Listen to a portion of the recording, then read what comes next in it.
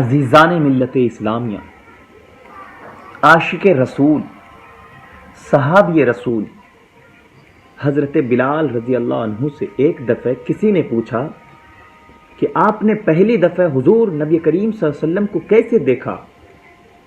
بلال رضی اللہ عنہ فرماتے ہیں کہ میں مکہ کے لوگوں کو بہت ہی کم جانتا تھا، کیونکہ غلام تھا اور عرب میں غلاموں سے انسانیت سوز سلوک عام تھا۔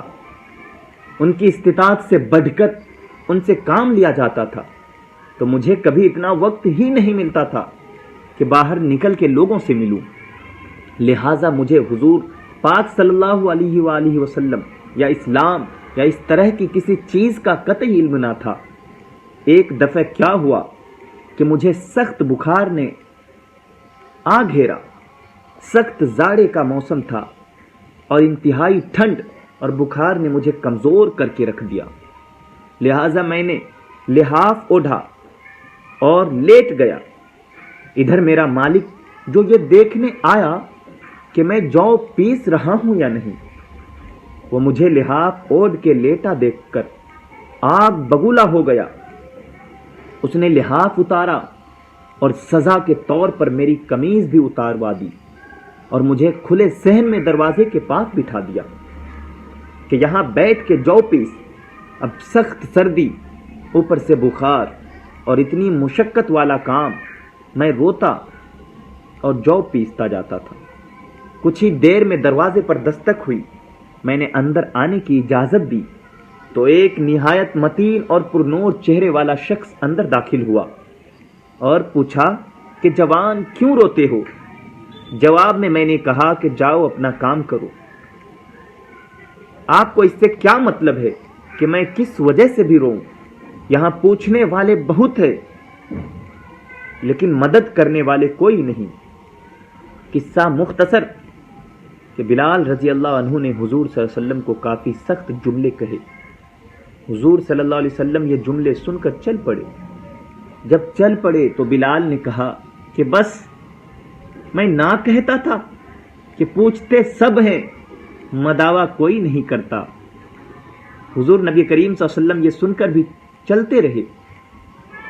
بلال حبشی رضی اللہ عنہ کہتے ہیں کہ دل میں ہلکی سی امید جاگی تھی کہ یہ شخص کوئی مدد کرے گا، وہ بھی گئی، لیکن بلال کو کیا معلوم کہ جس شخص سے اب اس کا واسطہ پڑا ہے وہ رحمت للعالمین ہے۔ بلال حبشی رضی اللہ عنہ کہتے ہیں کہ کچھ ہی دیر میں وہ شخص واپس آ گیا۔ اس کے ایک ہاتھ میں گرم دودھ کا پیالہ اور دوسرے میں کھجوریں تھی۔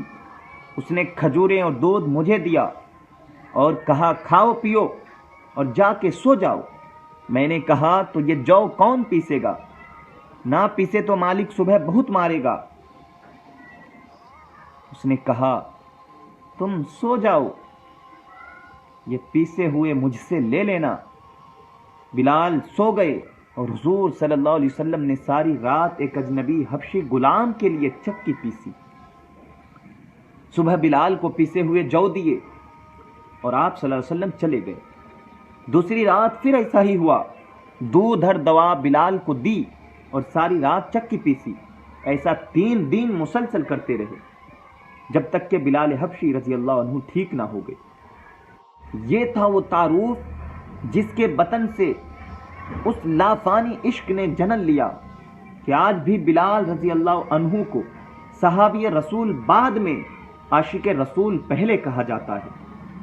حضرت بلال رضی اللہ عنہ نے حضور صلی اللہ علیہ وسلم کے وصال کے بعد اذان دینا بند کر دی، کیونکہ جب اذان میں اشہد ان محمد رسول اللہ تک پہنچتے تو حضور صلی اللہ علیہ وسلم کی یاد میں ہچکیاں بند جاتی تھی اور زارو قطار رونے لگتے تھے۔ ناظرین احبہ، اثار اور اخوت کا یہ جذبہ اتنا طاقتور ہے، اللہ ہم سب کو عمل کی توفیق عطا فرمائے۔ دین کی بات پھیلانا صدقہ جاریہ ہے، ثواب کی نیت سے ویڈیو کو شیئر ضرور کیجیے۔ جزاک اللہ۔